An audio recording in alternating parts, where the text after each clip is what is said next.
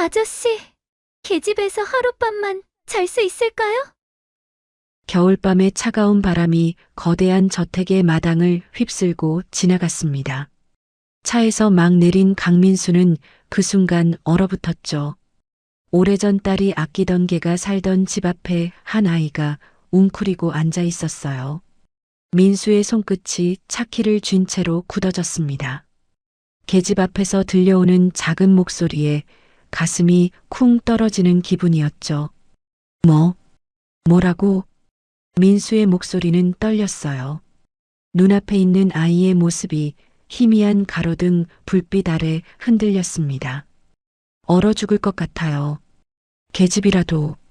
제발. 이수빈이라는 이름의 7살 아이는 온몸을 작게 움츠렸습니다.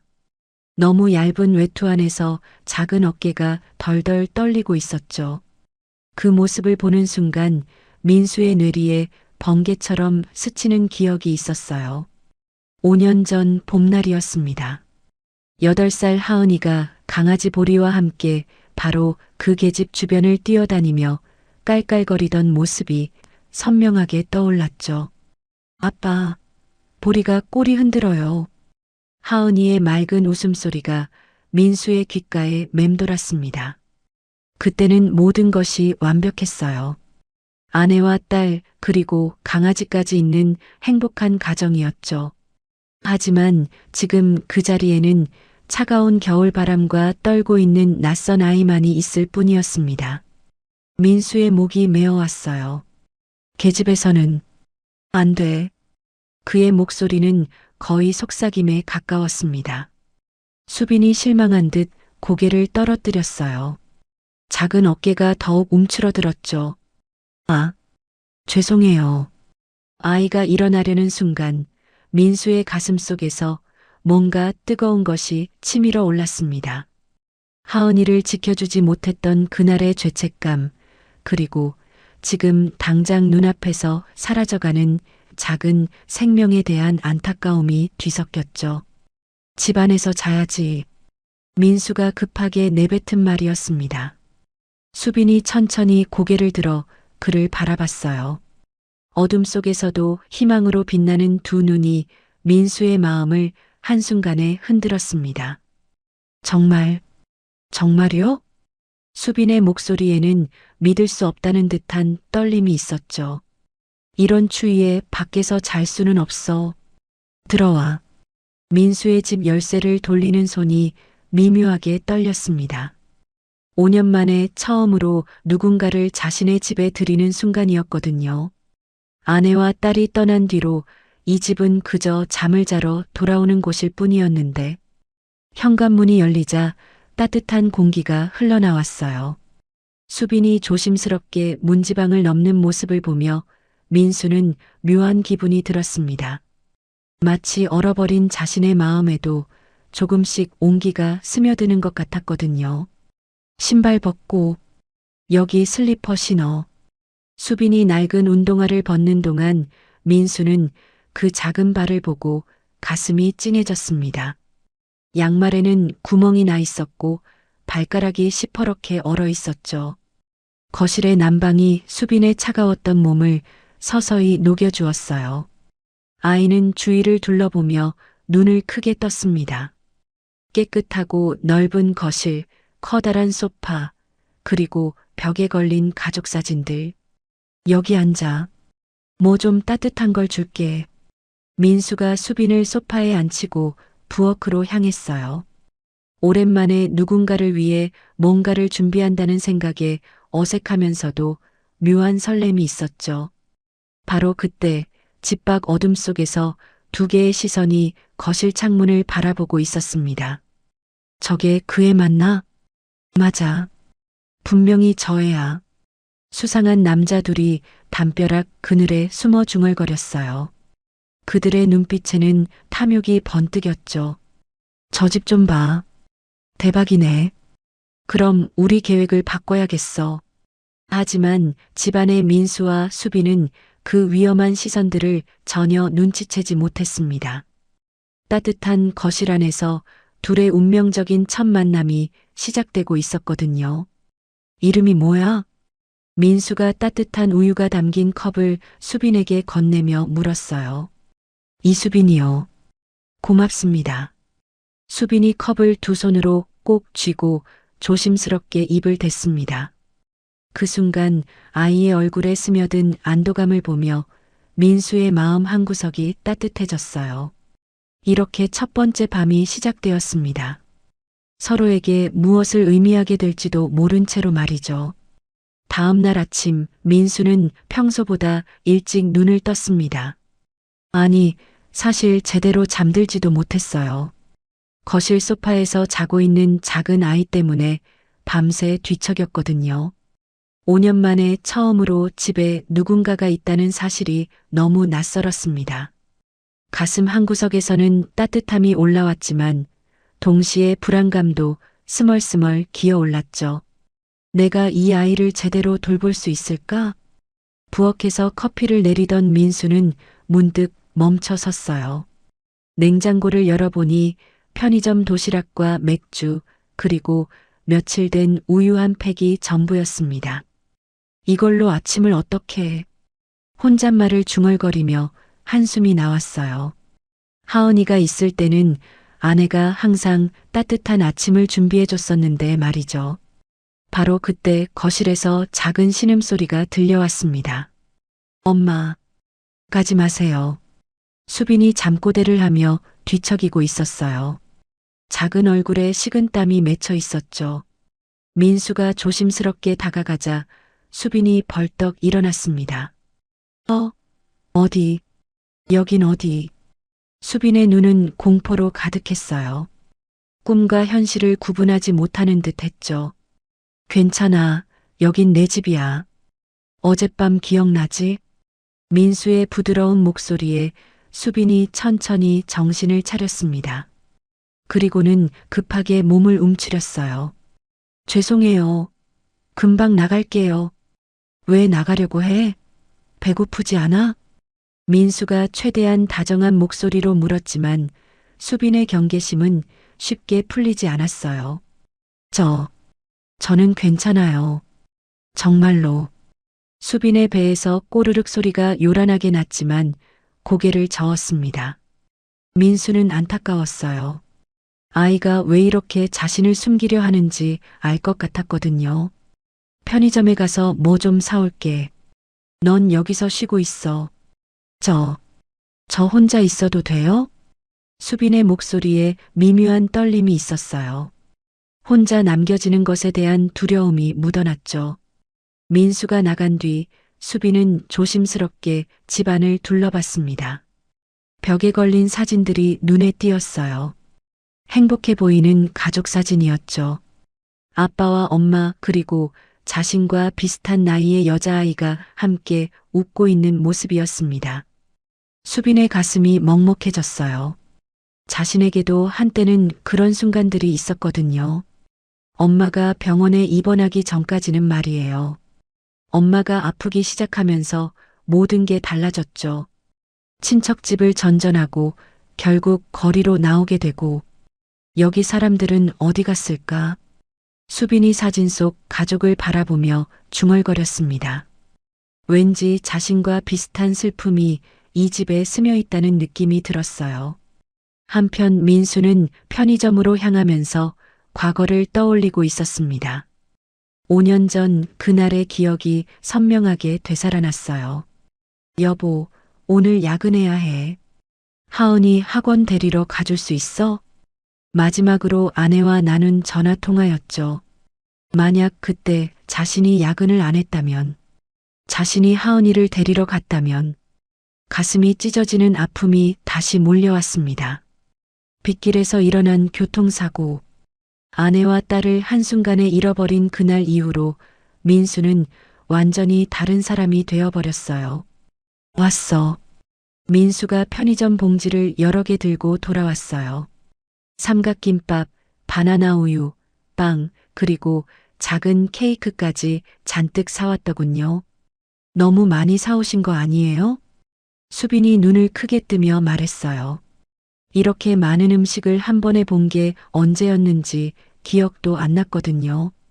많이 먹어야 건강해져. 넌 너무 말랐어. 민수의 말에 수빈의 눈가가 촉촉해졌습니다. 오랜만에 누군가가 자신을 걱정해 주는 거였거든요. 고맙습니다. 수빈이 작은 목소리로 말하며 삼각김밥을 조심스럽게 뜯었어요. 민수는 커피를 마시며 맞은편에 앉았습니다. 부모님은 어떻게 된 거니? 조심스럽게 물어본 민수에게 수빈은 잠시 망설이다가 입을 열었어요. 엄마는 아파서 하늘나라에 가셨어요. 병원비가 너무 많이 들어서 빚이 생겼대요. 수빈의 목소리가 점점 작아졌습니다. 아빠는 원래부터 없었고 엄마 친구 아저씨가 잠깐 도와줬는데 그분도 힘들다고 하더라고요. 그래서 친척 집에 갔는데 수빈이 말을 멈췄어요. 친척 집에서 겪었던 일들을 어떻게 설명해야 할지 모르겠더군요. 괜찮아. 천천히 말해도 돼. 민수의 따뜻한 격려에 수빈이 계속 말했습니다.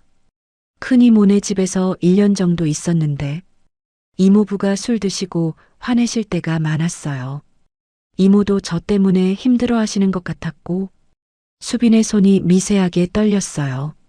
그래서 작은 이모네로 갔는데 거기도 아기가 태어나서 저는 방해만 되는 것 같았어요. 민수의 가슴이 저려왔습니다. 이렇게 어린아이가 혼자서 얼마나 많은 상처를 받아왔을까 싶어서 말이에요. 수빈의 이야기를 듣던 민수는 한참 동안 말이 없었어요. 커피잔을 만지작거리다가 조용히 입을 열었습니다. 저기, 벽에 있는 사진 봤지? 수빈이 고개를 끄덕였어요. 사진 속에 있던 여자아이. 내 딸이었어. 민수의 목소리가 작아졌습니다. 하은이라고. 5년 전까지는 여기서 같이 살았거든. 지금은 어디 있어요? 수빈이 조심스럽게 물었어요. 민수의 표정을 보니 뭔가 슬픈 일이 있었다는 걸 직감적으로 알았거든요. 교통사고로 엄마랑 같이. 민수가 말을 잇지 못했습니다. 목이 메어서 더 이상 말이 나오지 않았어요. 수빈은 아무 말도 하지 않았어요. 대신 자신의 작은 손을 민수 손 위에 살짝 올려놓았습니다. 아저씨, 많이 슬프셨겠어요. 그 한마디에 민수의 가슴이 뭉클해졌어요. 5년 동안 아무도 자신의 마음을 이해해주지 않았는데 이 작은 아이가 그 아픔을 알아주고 있었거든요. 그날 내가 일찍 들어왔으면. 민수가 중얼거렸습니다. 저도 그래요. 수빈이 작게 말했어요. 엄마가 아프기 시작했을 때 제가 더 착하게 굴었으면 나았을까 싶어요. 두 사람은 한동안 아무 말 없이 앉아 있었어요. 말로 다 표현할 수 없는 슬픔들이 공기 중에 떠다니는 것 같았죠. 민수가 먼저 고개를 들었습니다. 넌 정말 어른스럽다. 어른스럽다고 하면 좋은 건가요? 수빈이 고개를 갸우뚱했어요. 응, 좋은 거야. 너무 좋은 거지. 민수가 진심으로 말했습니다. 이 아이 옆에 있으니 혼자가 아닌 것 같은 느낌이 들었거든요. 오후가 되자 민수는 수빈에게 집안을 구경시켜 주기로 했어요. 하지만 2층으로 올라가다가 한 방 앞에서 멈춰 섰습니다. 하은이 방이었어요. 5년째 문을 열지 못하고 있는 그 방 말이죠. 여긴 못 들어가. 민수의 목소리가 떨렸습니다. 수빈은 눈치채고 고개를 끄덕였어요. 괜찮아요. 저도 엄마 방은 못 들어가겠어요. 수빈의 말에 민수가 깜짝 놀라며 그를 바라봤습니다. 이 아이가 자신의 마음을 이렇게 잘 알고 있다니. 바로 그때 집 밖에서 수상한 움직임이 있었습니다. 담벼락 너머로 두 개의 그림자가 집을 지켜보고 있었어요. 분명히 여기 있을 거야. 어제 들어가는 거 봤잖아. 저 집 좀 봐. 완전 대박이네. 오늘은 기다렸다가 내일 움직이자. 준비를 더 해야겠어. 낮은 목소리로 대화를 나누는 두 남자의 모습은 민수와 수빈 모두 전혀 눈치채지 못했습니다. 집안에서는 두 상처받은 영혼이 서로를 위로하며 첫 번째 마음의 문을 열고 있었지만 밖에서는 서서히 어둠이 다가오고 있었죠. 이렇게 민수와 수빈의 진짜 첫날이 지나갔습니다. 서로의 아픔을 나누며 조금씩 마음을 열어가는 소중한 시간이었어요. 사흘째 밤이었습니다. 민수는 서재에서 늦은 업무를 보고 있었는데 거실에서 작은 신음소리가 들려왔어요. 엄마, 어디 가요? 저 두고 가지 마요. 수빈이 또 악몽을 꾸고 있었습니다. 작은 몸이 이불 위에서 떨리고 있더군요. 민수는 펜을 내려놓고 조심스럽게 거실로 갔어요. 수빈아, 부드럽게 어깨를 흔들어 깨웠습니다. 수빈이 벌떡 일어나더니 눈을 깜빡이며 주위를 둘러봤어요. 여긴, 아, 맞다. 수빈이 안도하듯 한숨을 쉬었습니다. 민수는 아무 말 없이 수빈 옆 소파에 앉았어요. 물 좀 마실래? 수빈이 고개를 끄덕였습니다. 민수가 찬물을 가져다 주자 수빈이 천천히 마셨어요. 자주 꿈꾸니? 네. 거의 매일이에요. 수빈이 물컵을 두 손으로 꼭 쥐며 말했습니다. 시간이 지나면 좀 나아질 거야. 민수가 말했지만 사실 자신도 아직 악몽을 꿨거든요. 하은이와 아내가 나오는 꿈을 말이죠. 배고프지? 라면 끓여줄까? 이 시간에 먹어도 돼요? 가끔은 괜찮아. 민수가 부엌으로 가서 라면을 끓였어요. 오랜만에 누군가와 함께 야식을 먹는다는 생각이 들었죠. 맛있어요. 수빈이 후루룩 면을 먹으며 말했어요. 천천히 먹어. 뜨거우니까. 민수도 젓가락을 들었습니다. 혼자 먹던 라면이 이렇게 맛있을 수가 없었어요. 다음 날 아침 민수는 수빈이 입고 있는 옷을 유심히 봤어요.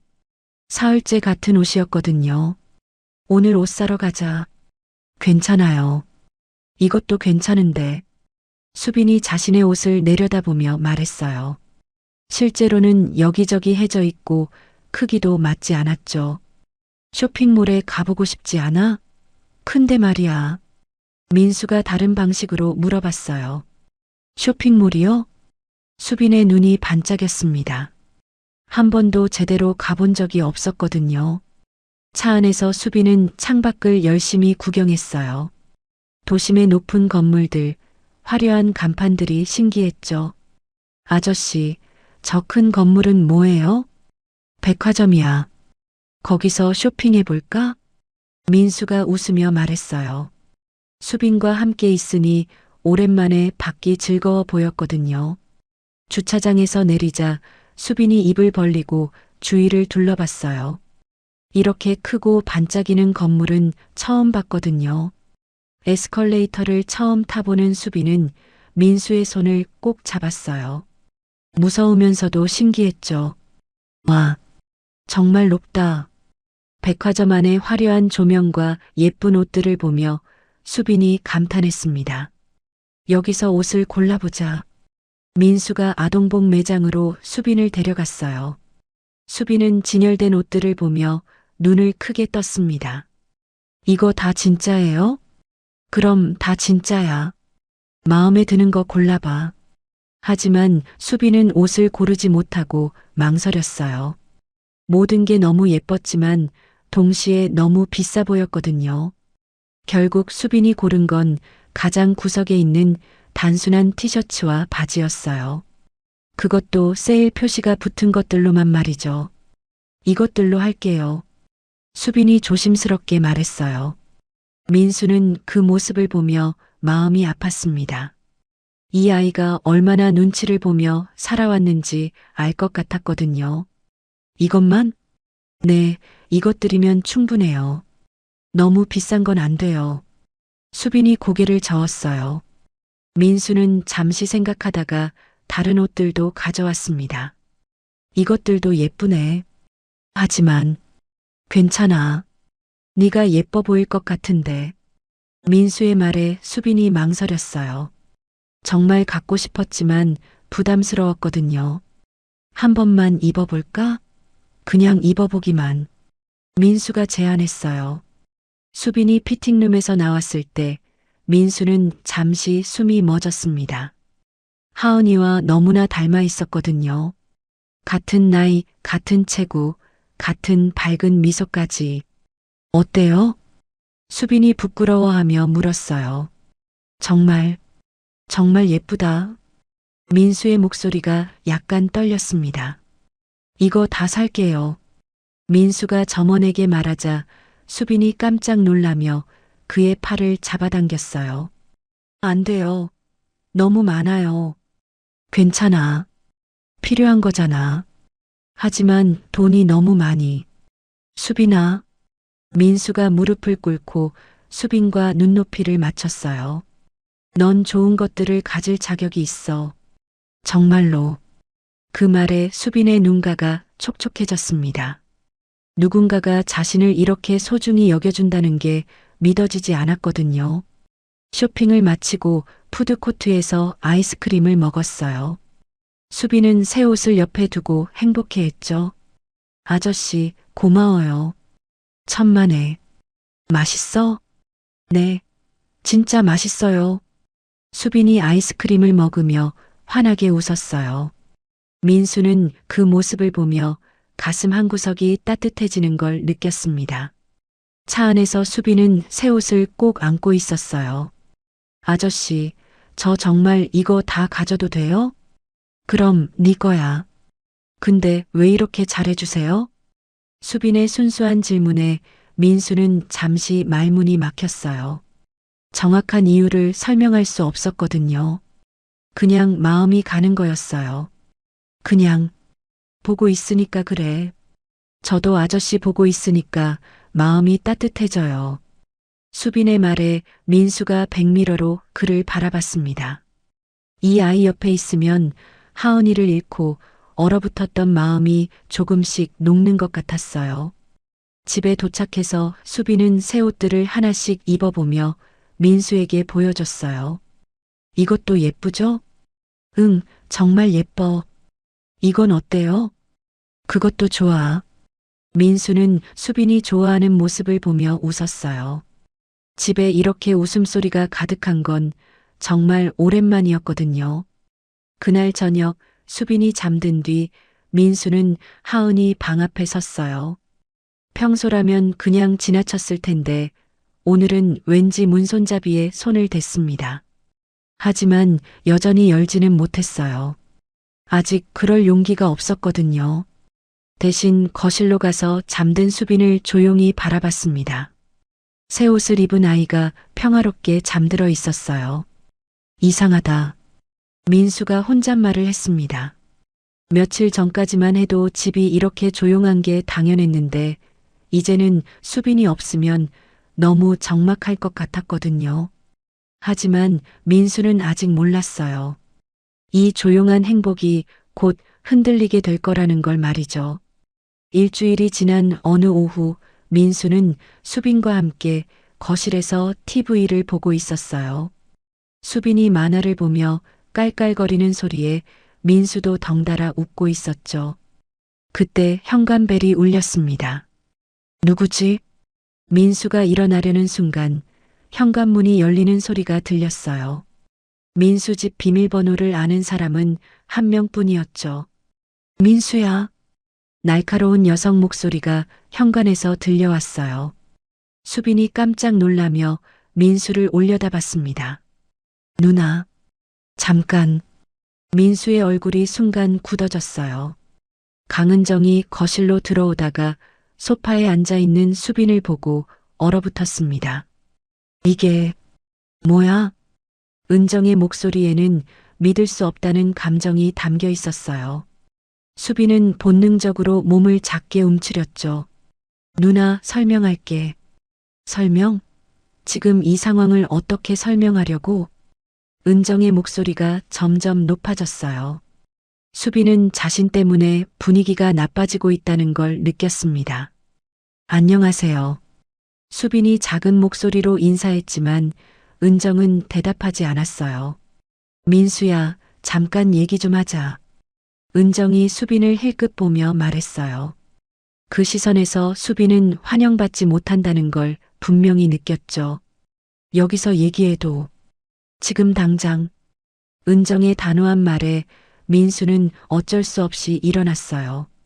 수빈아, 잠깐만 있어. 금방 올게. 수빈이 고개를 끄덕였지만 불안한 표정을 감추지 못했어요. 두 사람이 부엌으로 가자 거실에는 수빈만 남겨졌습니다. 도대체 뭘 하고 있는 거야? 은정이 목소리를 낮춰 물었어요. 그냥 며칠 재워주고 있는 거야. 며칠? 벌써 일주일이 넘었잖아. 은정이 손가락으로 책상을 톡톡 두드렸어요. 화가 나면 나오는 버릇이었죠. 그의 부모는 어디 있어? 없어. 혼자야. 민수의 대답에 은정이 한숨을 깊게 쉬었습니다. 너 지금 뭐 하는 건지 알아? 은정의 목소리가 차가워졌어요. 하은이를 대신하려는 거야? 그 말에 민수가 움찔했습니다. 그런 게 아니야. 그럼 뭐야? 갑자기 남의 애를 데려다가 키우겠다는 게? 은정의 말이 점점 날카로워졌어요. 거실에 수빈이 들을까봐 목소리는 낮췄지만 화가 나 있다는 건 분명했죠. 거실에 혼자 남은 수빈은 부엌에서 들려오는 작은 목소리를 들으며 가슴이 두근거렸어요. 정확한 말은 들리지 않았지만 자신에 대한 이야기라는 건 알 수 있었거든요. 역시 짐이구나. 수빈이 작게 한숨을 쉬었어요. 친척집에서도 이런 일이 많았거든요. 처음에는 괜찮다고 했지만 시간이 지날수록 부담스러워하는 어른들의 모습을 말이죠. 민수야, 너 제정신이야? 은정의 목소리가 조금 커졌어요. 5년 동안 혼자 사는 것도 걱정됐는데 이제 남의 애까지? 남의 애가 아니야. 민수가 처음으로 목소리를 높였습니다. 자신도 놀랄 정도로 강하게 나온 말이었어요. 그럼 뭐야? 네 애야? 은정이 비꼬듯 물었어요. 그런 뜻이 아니라 그냥 민수가 말을 잇지 못했어요. 자신도 정확히 뭐라고 설명해야 할지 모르겠었거든요. 부엌에서 나오는 소리가 점점 커지자 수빈은 가만히 있을 수 없었어요. 이런 갈등이 자신 때문이라는 게 너무 미안했거든요. 수빈은 조용히 일어나서 새 옷들이 들어있는 가방을 챙겼어요. 그리고 종이와 펜을 찾아서 짧은 편지를 썼습니다. 아저씨, 그동안 고마웠어요. 저는 괜찮으니까 걱정하지 마세요. 너 또 상처받을까봐 걱정되는 거야. 은정의 진심이 담긴 목소리였어요. 하은이 엄마를 잃고 얼마나 힘들어했는데 이 애까지 무슨 일 생기면 어떡할 거야? 민수가 잠시 말이 없었어요. 누나의 걱정도 이해됐거든요. 그리고 법적인 문제는? 그의 보호자는 누가 돼? 학교는? 병원비는?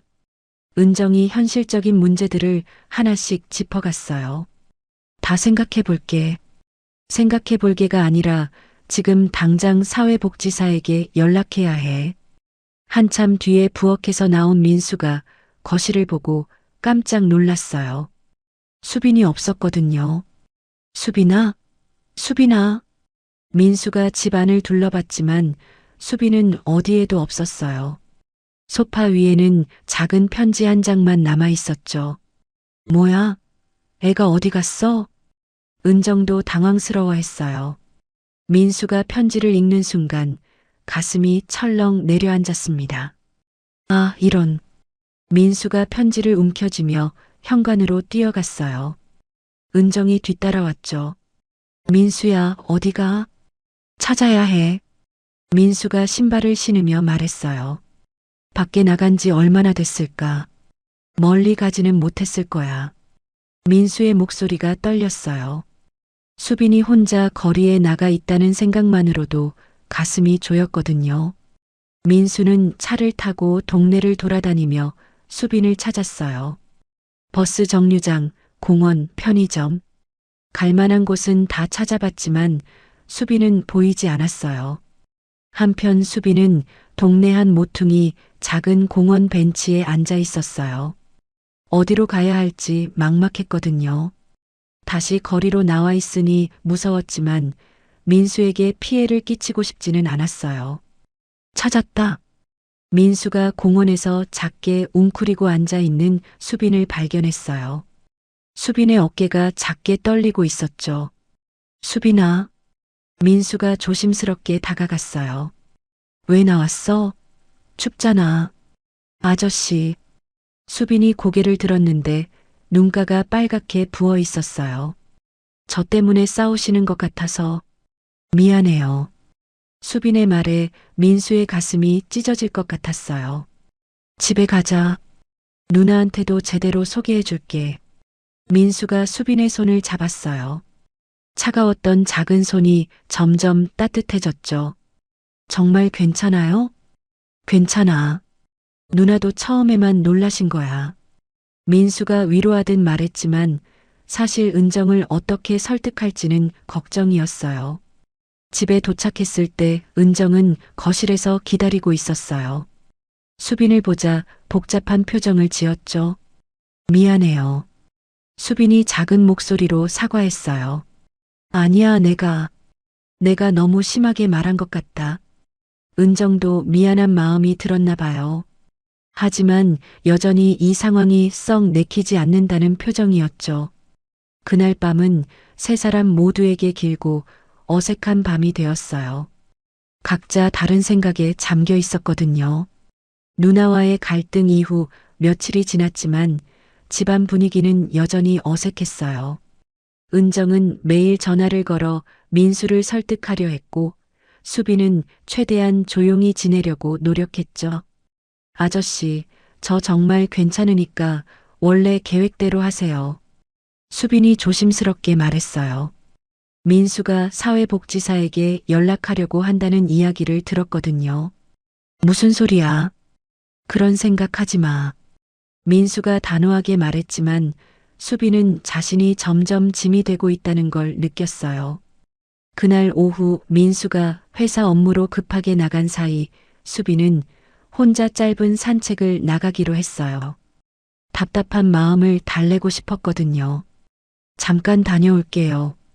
아무도 없는 집에 혼잣말을 남기고 수빈은 조용히 현관문을 나섰습니다. 동네 작은 공원까지만 다녀오려고 했어요. 하지만 수빈은 몰랐어요. 며칠 전부터 자신을 지켜보던 시선들이 있다는 걸 말이죠. 공원 벤치에 앉아 있던 수빈 앞으로 두 명의 남자가 다가왔어요. 수빈의 얼굴이 순간 창백해졌죠. 야, 여기 있었네. 그중 한 명이 비웃으며 말했어요. 수빈의 온몸이 얼어붙었습니다. 도망 잘 치더라. 우리가 얼마나 찾았는지 알아? 저는 수빈이 떨리는 목소리로 말하려 했지만 남자들이 더 가까이 다가왔어요. 네 엄마 빚일어. 이제 네가 갚아야지. 엄마가 돌아가시기 전에 약속했잖아. 딸이 대신 갚겠다고. 수빈이 고개를 저었어요. 그런 약속 안 했어요. 엄마가 그런 말씀 안 하셨어요. 증거도 있어. 네 엄마가 직접 쓴 각서 말이야. 남자 중 하나가 구겨진 종이를 꺼내 보였어요. 하지만 수빈은 글씨를 제대로 볼 수도 없었죠. 너무 무서웠거든요. 저는 아직 어린애예요. 빚을 갚을 돈도 없고. 그래서 더 문제지. 어린애는 다른 용도로 쓸모가 있거든. 남자의 말에 담긴 위협이 수빈에게 전해졌어요. 그때 한 남자가 수빈의 옷을 유심히 봤어요. 야, 이거 비싸 보이는데? 정말이네. 어디서 이런 옷을 구했어? 수빈이 며칠 전 민수와 함께 산 새 옷을 입고 있었거든요. 혹시 돈 많은 사람이랑 살고 있는 거야? 수빈이 아무 말도 하지 않자 남자들의 눈빛이 달라졌어요. 어디 사는지 말해봐. 말 안 할 거예요.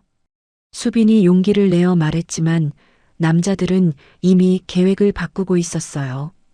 말 안 해도 괜찮아. 우리가 알아서 찾을 테니까. 남자들이 수빈을 뒤따라가기 시작했어요. 수빈은 무서웠지만 민수 집으로 직접 가면 안 된다는 생각이 들었죠. 하지만 아무리 돌아다녀도 남자들은 계속 따라왔어요. 결국 수빈은 어쩔 수 없이 집 쪽으로 향할 수밖에 없었습니다. 저기 집이지? 와, 대박이네. 남자들이 민수의 저택을 보고 입을 벌렸어요. 바로 그때 민수가 회사에서 돌아왔어요. 대문 앞에서 수빈이 두 남자와 함께 있는 모습을 보고 깜짝 놀랐죠. 수빈아, 뭐 하는 거야? 민수가 차에서 내려 다가왔어요. 수빈의 얼굴이 창백한 걸 보고 뭔가 잘못됐다는 걸 직감했거든요. 아저씨. 수빈이 민수를 보자마자 안도의 눈물이 글썽거렸어요. 당신이 이 애를 키우고 있는 분이군요. 남자 중 한 명이 민수에게 말했어요. 누구세요? 민수가 수빈을 자신 뒤로 살짝 끌어당기며 물었어요. 이 애 엄마 빚을 받으러 왔습니다. 1억 정도 되는데요. 1억? 민수가 놀라며 되물었어요. 이 애가 상속받은 거죠. 법적으로 당연한 거고요. 남자가 거짓말을 능숙하게 늘어놓았어요. 실제로는 미성년자에게 부모 빚 상속 의무가 없다는 걸 알면서도 말이죠. 그런데 이 애만으로는 빚을 갚기가 힘들어서요. 다른 방법을 생각 중이었습니다. 남자의 말에 담긴 위협을 민수가 알아챘어요. 수빈의 몸이 더욱 떨리는 게 느껴졌거든요. 얼마면 됩니까? 민수가 조용히 물었어요. 1억이요. 딱 1억. 지금 당장은 그런 큰 돈이. 그럼 이 애라도 데려가야겠네요. 남자가 수빈 쪽으로 손을 뻗자 민수가 빠르게 가로막았어요. 잠깐만요. 일단 얼마 정도면 기다려 주실 수 있나요? 민수가 다급하게 물었어요. 성의만 보여주시면 일주일 정도는 기다릴 수 있죠. 성의요? 300만 원 정도면. 민수가 잠시 생각하더니 차 안에서 지갑을 꺼냈어요. 다행히 현금이 좀 있었죠. 이 정도면 될까요? 남자들이 돈을 받아보고는 만족스러워했어요. 역시 다르네요. 이런 집에 사시면. 남자들이 민수의 고급차와 저택을 번갈아 보며 말했어요. 일주일 후에 다시 오겠습니다. 그때까지 1억 준비해 주세요. 남자들이 비웃으며 말했어요. 아니면 이 애를 데려가는 수밖에 없고요. 남자들이 떠나고 나서 수빈은 민수를 똑바로 쳐다볼 수가 없었어요. 아저씨, 정말 죄송해요. 괜찮아. 네 잘못이 아니야. 민수가 수빈의 어깨를 감싸며 위로했어요. 하지만 1억이나. 저 때문에 너무 큰 피해를. 그런 걱정하지 마.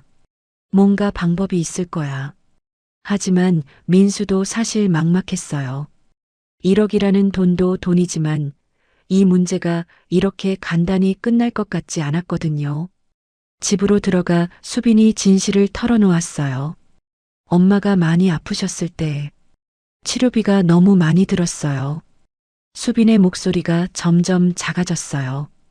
엄마 친구분이 돈을 빌려주신다고 하셔서 근데 나중에 이자가 너무 많이 붙었대요. 네가 어떻게 알아? 엄마가 아프시면서 계속 걱정하셨거든요. 저한테 미안하다고. 빚을 물려줘서 미안하다고. 수빈이 눈물을 글썽거리며 말했어요. 민수는 수빈을 꼭 안아주었어요. 앞으로는 내가 지켜줄게. 그 사람들 무서워하지 마.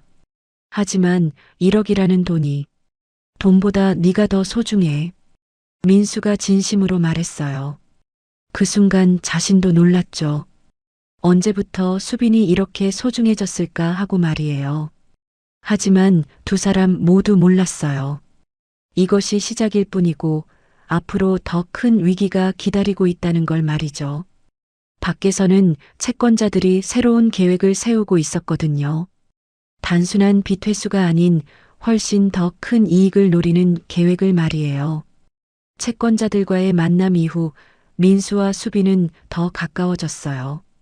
위험한 순간을 함께 겪으면서 서로에 대한 소중함을 깨달았거든요. 아저씨, 저 때문에 힘드시죠? 수빈이 민수의 어깨를 보며 걱정스럽게 물었어요. 민수가 요즘 잠을 잘 못 자는 것 같았거든요. 전혀 힘들지 않아. 오히려 네가 있어서 좋은걸. 민수가 진심으로 말했어요. 정말로 수빈이 없는 집은 상상할 수 없을 정도가 됐거든요. 아저씨, 이거 봐요. 수빈이 색연필로 그린 그림을 들고 왔어요. 집 그림이었는데 큰 집 앞에 키 큰 사람과 작은 사람이 손잡고 서 있었죠. 우와, 정말 잘 그렸다. 이게 우리야? 네. 여기가 아저씨고 여기가 저예요. 수빈이 신나게 설명했어요. 그림 속 두 사람은 모두 환하게 웃고 있었죠. 냉장고에 붙여놓자. 민수가 그림을 냉장고에 자석으로 붙여주자 수빈이 뿌듯해했어요. 오늘은 뭐 해 먹을까? 민수가 수빈과 함께 부엌에 섰어요. 저도 도와줄게요. 수빈이 의욕적으로 말했어요. 7살이라 할 수 있는 건 많지 않았지만 야채 씻기 정도는 도와줄 수 있었거든요. 당근 씻는 거 도와줄래? 네. 수빈이 작은 손으로 당근을 정성스럽게 씻었어요. 물이 여기저기 튀었지만 민수는 혼내지 않았죠. 아저씨, 이건 뭐예요? 수빈이 피아노 앞에 서서 건반을 하나씩 눌러봤어요. 하은이가 치던 피아노였죠. 피아노야. 음악 나오는 거. 우와, 신기해요. 수빈이 아무렇게나 건반을 누르자 이상한 소리가 났어요. 그래도 신나서 계속 눌러댔죠.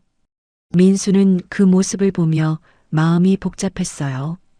하은이도 처음에 이랬거든요. 아저씨, 잠 안 와요. 수빈이 소파에서 뒤척이며 말했어요. 그럼 이야기 들을래? 어떤 이야기요?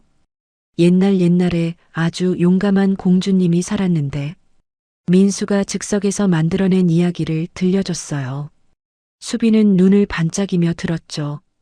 그 공주님 저랑 비슷해요? 응, 아주 비슷해. 용감하고 착하거든. 수빈이 만족스럽게 웃으며 눈을 감았어요. 며칠이 지나자 수빈이 점점 편해졌어요. 처음에는 아무것도 만지지 못했는데 이제는 자연스럽게 TV 리모컨도 쓰고 냉장고도 열어봤죠. 아저씨, 우유 마셔도 돼요? 그럼 마음대로 마셔. 정말요? 수빈이 아직도 허락을 구하는 습관이 있었어요. 하지만 예전보다는 훨씬 자연스러워졌죠.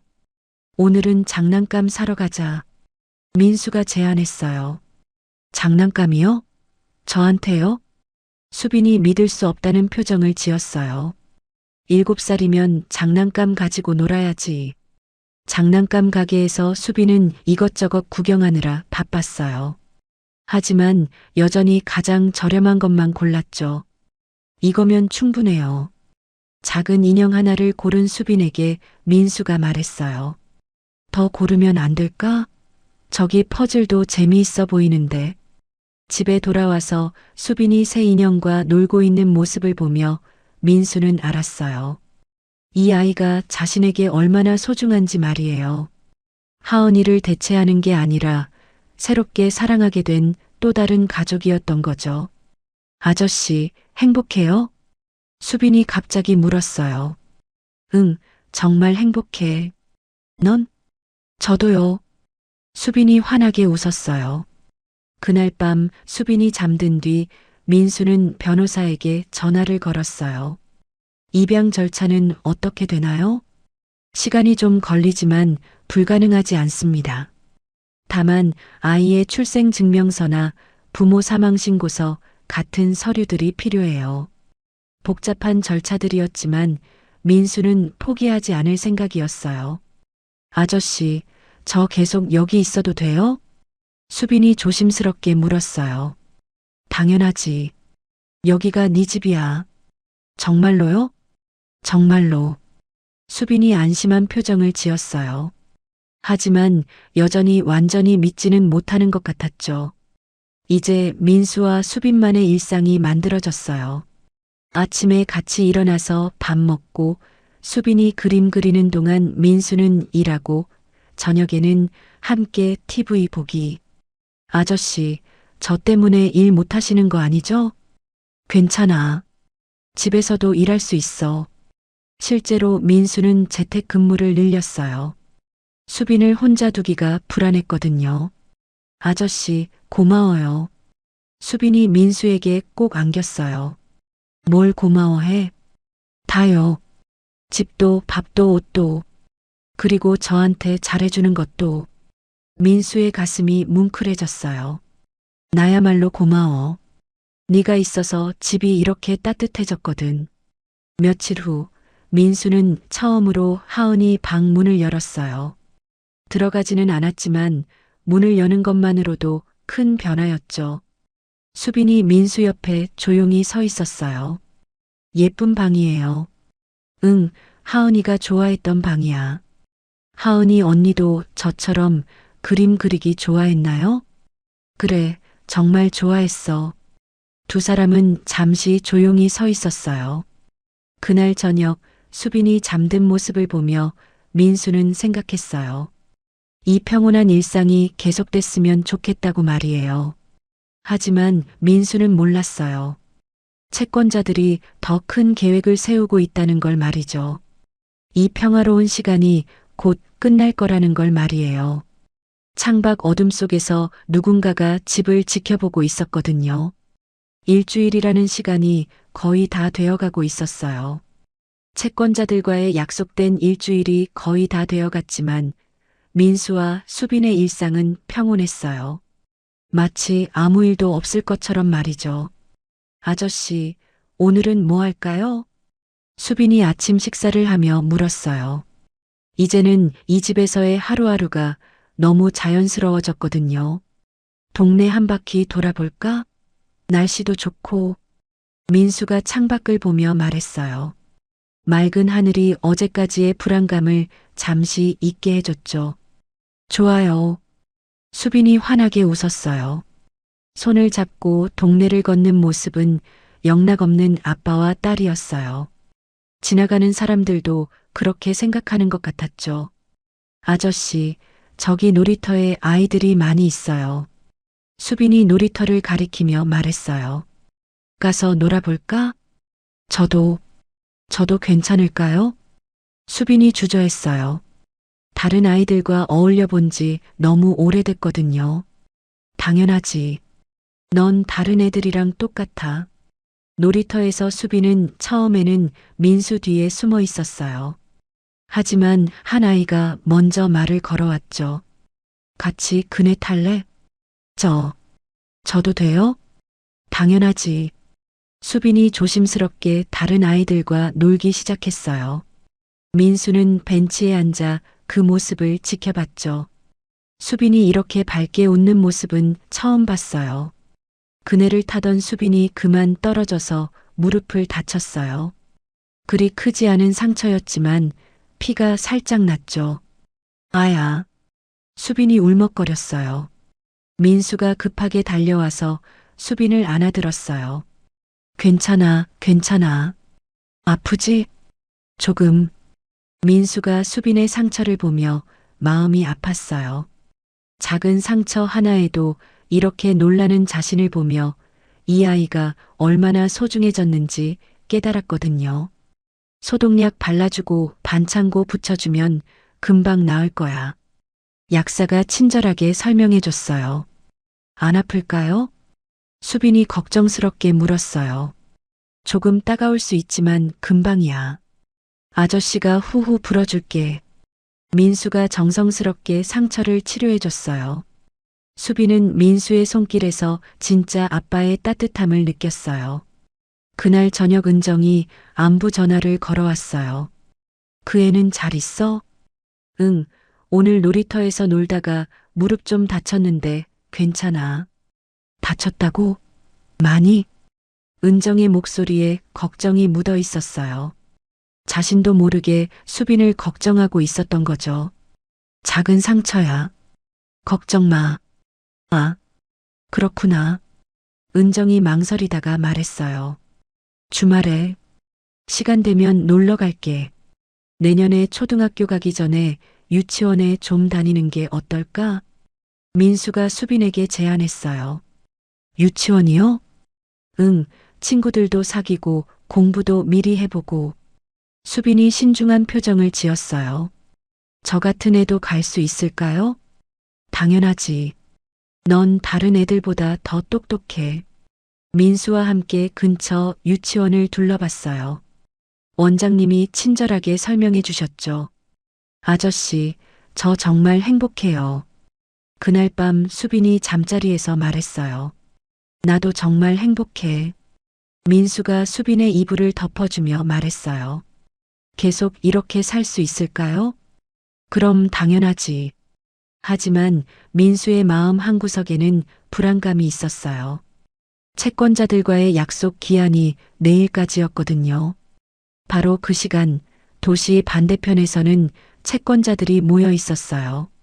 내일이 마지막 날이야. 1억 가져올까? 설마. 그런 큰 돈을 며칠 만에 구할 리 없지. 그들의 눈에는 탐욕이 번뜩였어요. 그럼 계획대로 하는 거지? 응. 이번엔 제대로 해야 해. 수빈이 그림을 그리고 민수가 옆에서 책을 보는 평범한 저녁이었어요. 하지만 이것이 이들의 마지막 평온한 시간이 될 거라는 걸 아무도 몰랐죠. 아저씨, 이 그림 어때요? 수빈이 완성한 그림을 보여줬어요. 큰 집 앞에 웃고 있는 두 사람, 그리고 하늘에는 무지개가 그려져 있었죠. 정말 예쁘다. 이게 우리야? 네. 우리가 계속 행복하라고 무지개도 그렸어요. 민수의 가슴이 뭉클해졌어요. 수빈이 잠든 뒤 민수는 잠이 오지 않았어요. 내일 채권자들이 올 텐데 1억이라는 돈은 당장 마련할 수 없었거든요. 변호사와 상담했지만 법적 해결책도 시간이 걸린다고 했어요. 수빈을 지켜야 하는데 어떻게 해야 할까 고민이 깊어졌죠. 민수가 창문 쪽으로 가자 어둠 속에서 움직이는 그림자가 보였어요. 누군가 집 주변을 살피고 있는 것 같았죠. 민수의 등골이 서늘해졌어요. 혹시 채권자들이 벌써 와서 지켜보고 있는 건 아닐까 싶었거든요.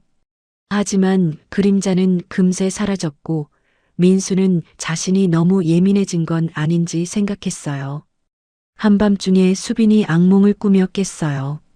아저씨, 무서운 꿈 꿨어요. 무슨 꿈이었어? 무서운 아저씨들이 저를 데려가려고 했어요.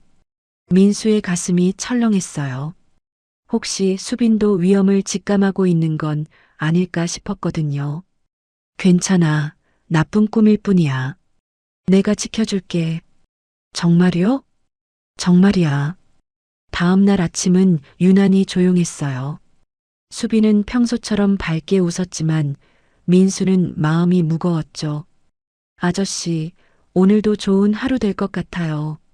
수빈이 창밖을 보며 말했어요. 그래, 좋은 하루가 될 거야. 민수가 대답했지만 속으로는 다른 생각을 하고 있었어요. 오늘이 이들에게 마지막 평온한 날이 될지도 모른다는 불안감 말이에요. 하지만 수빈에게는 그런 불안감을 보이고 싶지 않았어요. 이 아이만큼은 끝까지 행복하게 해주고 싶었거든요. 시계바늘은 조용히 움직이고 있었고 약속된 시간이 다가오고 있었어요. 약속된 일주일이 지난 날 오후 민수는 회사에서 급한 전화를 받았어요. 죄송한데 꼭 와주셔야 할 것 같습니다. 1시간 정도면 될 것 같아요. 민수가 망설였어요. 수빈을 혼자 두기가 불안했거든요. 수빈아, 아저씨가 잠깐만 다녀올게. 절대 밖에 나가면 안 돼. 네, 알겠어요. 그림 그리면서 기다릴게요. 수빈이 환하게 웃으며 대답했어요. 전혀 걱정 없는 모습이었죠. 민수가 집을 나선 지 10분도 안 되어 현관벨이 울렸어요. 수빈아, 아저씨야. 열어줄래? 문 밖에서 민수와 비슷한 목소리가 들렸어요. 하지만 뭔가 이상했죠. 아저씨 목소리가 좀 이상한데. 수빈이 의심스러워하며 문구멍으로 밖을 내다봤어요. 그런데 거기에는 며칠 전 봤던 그 무서운 남자들이 서 있었거든요. 열어줘, 얘야. 아저씨가 우리한테 부탁했어. 수빈이 급하게 문에서 물러났어요. 가슴이 쿵쾅거렸죠. 아저씨 전화번호. 수빈이 떨리는 손으로 민수가 써놓은 전화번호를 찾았어요. 하지만 그때 현관문이 강하게 흔들리는 소리가 들렸어요. 어서 열어. 안 열면 문 부수고 들어간다. 수빈이 무서워서 울음이 터질 것 같았어요. 핸드폰을 들고 민수에게 전화를 걸어보려 했지만 손이 너무 떨려서 번호를 누르기가 힘들었어요. 문이 부서지는 소리와 함께 3명의 남자가 집 안으로 들어왔어요. 여기 있었네. 도망갈 생각하지 마. 소리 지르면 더 큰일 날 줄 알아. 수빈이 거실 구석으로 몸을 웅크렸어요. 너무 무서워서 움직일 수도 없었죠. 우리가 며칠 전에 약속했잖아. 1억 말이야. 그런데 네 아저씨가 돈을 안 가져왔어. 그래서 계획을 바꿨어. 이제 5억이야. 5억? 수빈이 떨리는 목소리로 물었어요. 그래, 5억. 이 동네 집값 보니까 그 정도는 있을 것 같던데. 그런데 만약에 그것도 못 가져오면. 남자가 무서운 웃음을 지었어요. 중국에 너 같은 애들 찾는 사람들이 많거든. 거기 가면 많은 돈을 벌어다 줄 수 있어. 수빈이 그 말의 의미를 정확히 알지는 못했지만 정말 무서운 일이라는 건 알 수 있었어요. 가자. 여기 있으면 아저씨가 올까봐. 남자들이 수빈을 억지로 끌고 나가려 했어요. 싫어요. 놓아주세요. 수빈이 소리쳤지만 남자들은 신경 쓰지 않았어요. 조용히 해. 소리 지르면 아저씨한테도 나쁜 일 생긴다. 그 말에 수빈이 입을 다물었어요. 민수에게 피해를 주고 싶지 않았거든요. 1시간 뒤 민수가 집에 돌아왔어요. 부서진 현관문을 보고 가슴이 철렁했죠. 수빈아. 집안은 엉망이었고 수빈은 어디에도 없었어요. 거실 바닥에는 수빈이 그리던 그림이 찢어져 있었죠. 민수의 다리에 힘이 풀렸어요. 5년 전 하은이를 잃었을 때와 똑같은 절망감이 밀려왔거든요. 바로 그때 민수의 핸드폰이 울렸어요. 여보세요? 네 딸 찾고 있지? 낯선 남자의 목소리였어요. 수빈이는 어디 있어요? 무사한가요? 일단은 무사해. 하지만 네가 어떻게 하느냐에 따라 달라질 수 있지. 민수의 온몸이 떨렸어요. 5억 준비해. 24시간 안에. 5억이요? 그런 큰 돈을 못 구하겠다고? 그럼 이 애는 중국으로 가는 수밖에 없지. 잠깐만요. 시간을 좀 더. 24시간. 1분이라도 늦으면 이 애는 영영 볼 수 없을 거야. 전화가 끊어졌어요. 민수는 멍하니 핸드폰을 내려다봤죠. 민수가 급하게 경찰서로 달려갔어요. 신고 접수하겠습니다. 그런데 증거는 부서진 문이랑 엉망이 된 집이 있어요. 협박 전화 녹음은 되셨나요? 그런 여유가 있었겠어요? 경찰의 대응이 생각보다 느슨했어요. 민수는 답답했죠. 빨리 찾아주세요. 시간이 없어요. 민수는 혼자서라도 수빈을 찾아 나섰어요. 동네 곳곳을 돌아다니며 수상한 곳은 다 찾아봤죠. 하지만 아무런 단서도 찾을 수 없었어요. 이렇게 넓은 도시에서 어디서부터 찾아야 할지 막막했거든요. 하은이도 이렇게 무력했었나? 민수가 차 안에서 절망에 빠져 있었어요. 한편 수빈은 어둡고 습한 창고에 묶여 있었어요. 무서웠지만 울지 않으려고 노력했죠. 아저씨가 꼭 찾으러 올 거야. 수빈은 민수를 믿고 있었어요. 이런 상황에서도 포기하지 않았거든요. 조용히 있어. 내일이 되면 다 끝날 테니까. 남자가 말했지만 수빈은 고개를 저었어요. 아저씨가 꼭 저를 찾을 거예요. 그날 밤 민수는 잠들 수 없었어요. 또 지켜주지 못했다. 하은이를 잃었을 때와 똑같은 자책감이 몰려왔어요. 수빈을 혼자 두고 나간 자신이 원망스러웠죠. 이번엔 꼭 지켜야 해. 민수가 이를 악물었어요. 절대 포기할 수 없었거든요. 다음 날 아침 민수에게 또 전화가 왔어요. 준비됐나? 돈은? 시간이 좀 더 필요해요. 시간은 없어. 오늘 밤 12시까지야. 제발 하루만 더. 안 돼. 12시까지 안 오면 이 애는 배에 태워버린다. 민수의 마지막 희망마저 사라지는 순간이었어요. 하지만 민수는 몰랐어요. 수빈이 이 절망적인 상황에서도 포기하지 않고 있다는 걸 말이에요. 그리고 곧 놀라운 일이 벌어질 거라는 걸 말이에요. 창고에서 하룻밤을 보낸 수빈은 납치범들의 대화를 주의 깊게 들었어요. 무서웠지만 포기하지 않았거든요. 형, 그 아저씨 돈 가져올까? 글쎄, 5억이나 되는데. 못 가져오면 진짜 중국으로 보낼 거야? 당연하지. 이미 연락해뒀어. 수빈이 몰래 그들의 이름과 전화번호를 외우고 있었어요. 민수가 가르쳐준 기억법을 사용해서 말이죠. 아저씨들, 저 화장실 가고 싶어요. 수빈이 조심스럽게 말했어요. 잠깐만 가는 거야. 도망갈 생각하지 마. 한 남자가 수빈을 화장실로 데려갔어요. 그때 수빈이 화장실 창문으로 밖을 내다봤어요. 멀리 경찰서 간판이 보였거든요. 여기가 어디인지 알겠어. 수빈이 마음속으로 외쳤어요. 그 시간 민수는 은행과 지인들에게 연락을 돌리고 있었어요. 5억은 너무 큰 돈이야. 당장은 힘들 것 같은데. 모든 곳에서 같은 대답이 돌아왔어요. 민수는 절망에 빠졌죠. 어떻게 해야 하지? 그때 은정이 급하게 달려왔어요. 민수야, 무슨 일이야? 전화 받고 깜짝 놀랐어. 누나, 수빈이가. 민수가 상황을 설명하자 은정의 얼굴이 창백해졌어요. 그 아이가 납치됐다고?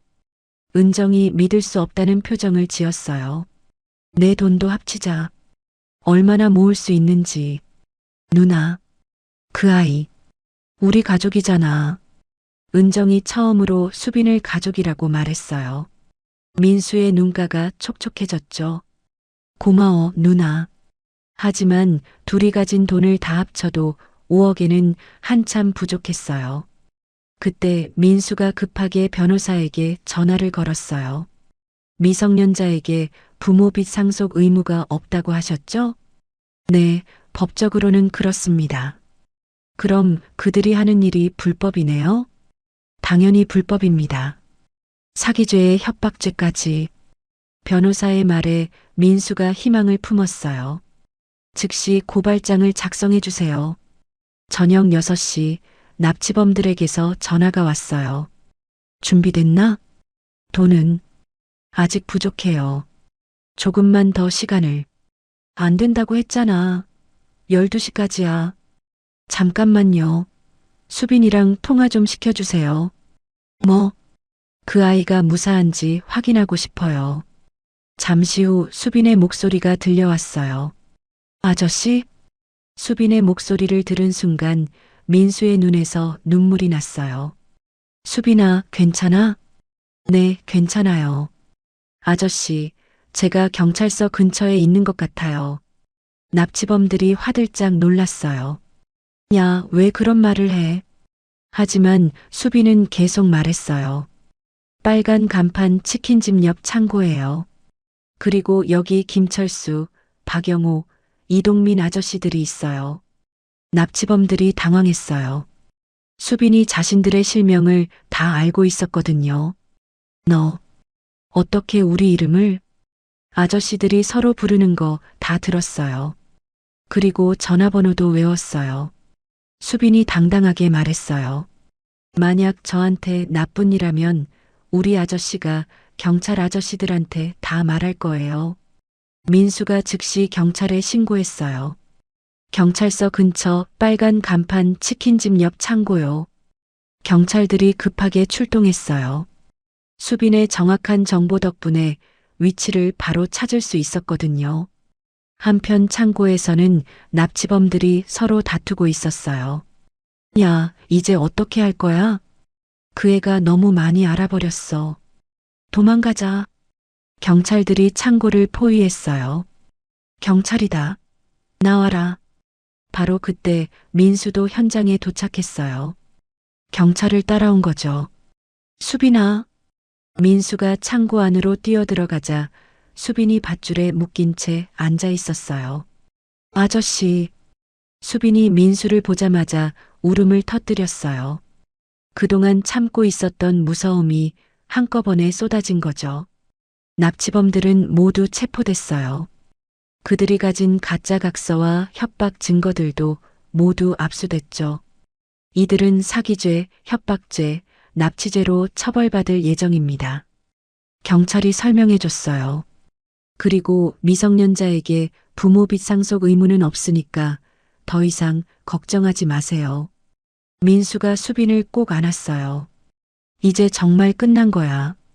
다시는 무서운 일 없을 거야. 집에 돌아와서 은정이 수빈에게 다가갔어요. 수빈아, 정말 무서웠지? 네. 조금. 이모가 미안해. 처음에 너를 반대했었는데. 은정이 수빈을 조심스럽게 안아줬어요. 이제부터는 진짜 우리 가족이야. 이모가 지켜줄게. 수빈이 은정의 품에서 안도의 눈물을 흘렸어요.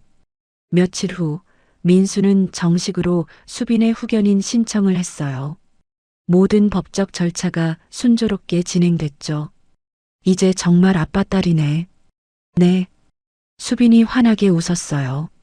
앞으로 무서운 일 없을까요? 없어. 아빠가 꼭 지켜줄 테니까.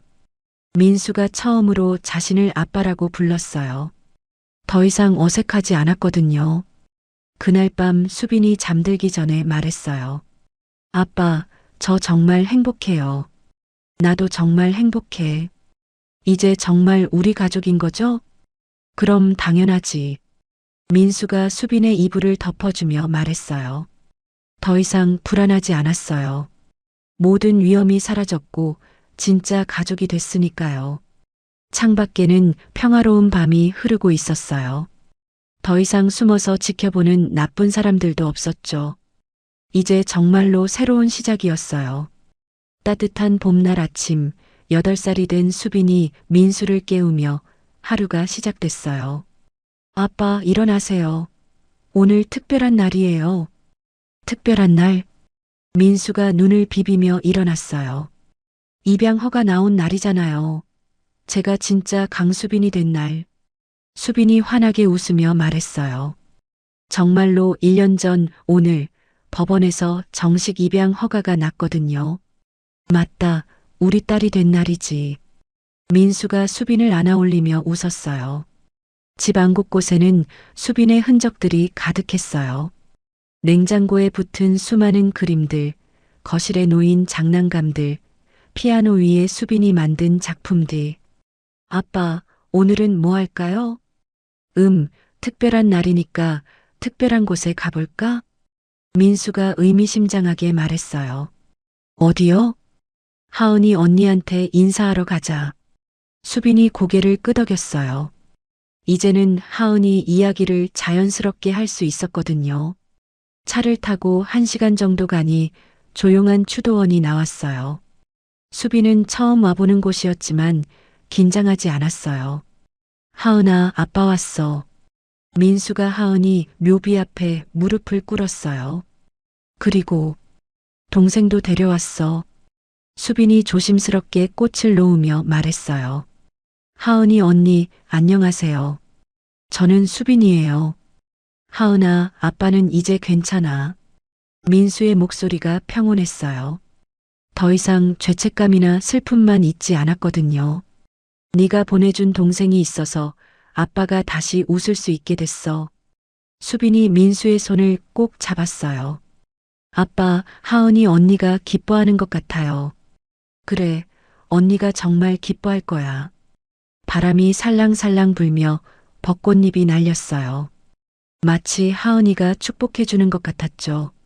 집에 돌아온 뒤 민수와 수빈은 마당으로 나갔어요. 그곳에는 여전히 낡은 계집이 있었거든요. 아빠, 이 계집 어떡할까요? 어떻게 하고 싶어? 새로 만들어 보면 어떨까요? 더 예쁘게. 수빈이 제안했어요.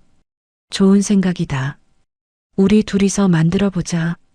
아빠와 딸이 함께 새 계집을 만들기 시작했어요. 수빈은 작은 손으로 못을 잡아주고 민수는 망치질을 했죠. 아빠, 여기에 창문도 만들어요. 그래, 창문도 만들자. 그리고 여기에 우리 이름도 써요. 수빈이 신이 나서 이것저것 아이디어를 냈어요. 민수는 그 모든 제안을 들어줬죠.